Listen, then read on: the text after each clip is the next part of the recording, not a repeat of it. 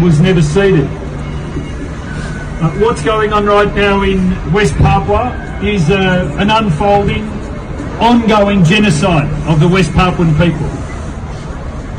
We learn now that with the recent violence that at least 10 West Papuan people have been killed, likely more, but of course we know there's an information blackout in West Papua at the moment because the Indonesian authorities have shut down communication now. We know that right now 15 people have been charged with treason and face a lifetime of imprisonment. You know why they've been charged with treason? Can I borrow your flag?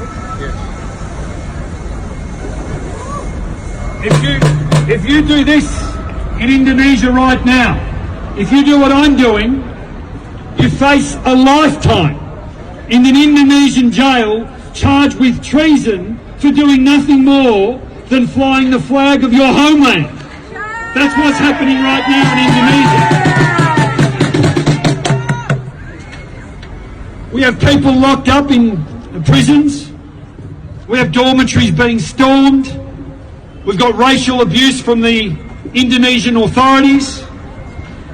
And we know that this is part of a long and bloody story. A story that began 50 years ago with the Act of No Choice, where people were denied the choice to determine their own future.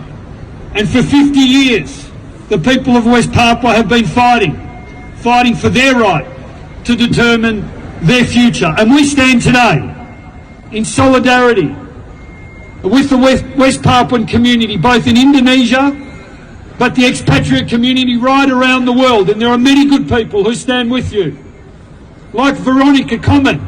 Now, Veronica Komen is an Indonesian human rights lawyer who is standing up for West Papuan self-determination, and the Indonesian authorities are going after her. They want to bring her back to Indonesia, to charge her and to lock her in jail for doing nothing else other than representing the legal rights of the West Papuan people. Well, enough is enough. Australia waited too long when our brothers and sisters in East Timor were dying at the hands of the Indonesian military. And right now we're sitting on our hands again, watching the devastation that's going on in West Papua right now. Scott Morrison should pick up the phone and say to his Indonesian counterparts, it must stop. No more. It's time to let UN human rights monitors in.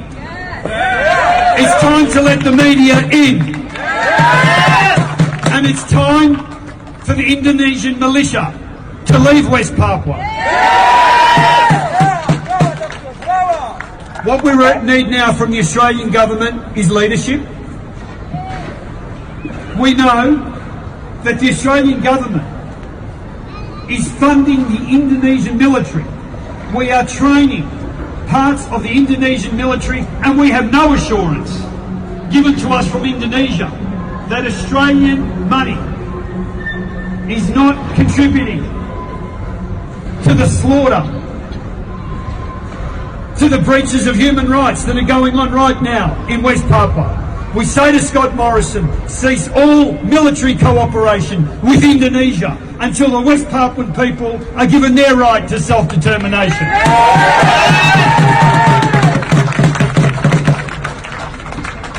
In Canberra last week, many of you came and presented a petition to us.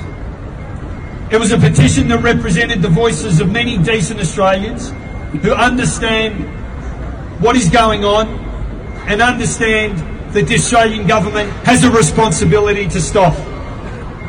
Let me make it clear that we stand with you, that the West Papuan struggle is our struggle, and we will not stop until self-determination is granted for the West Papuan.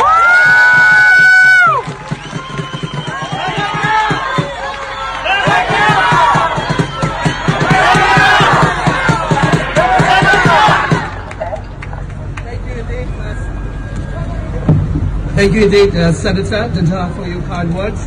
I shall now call upon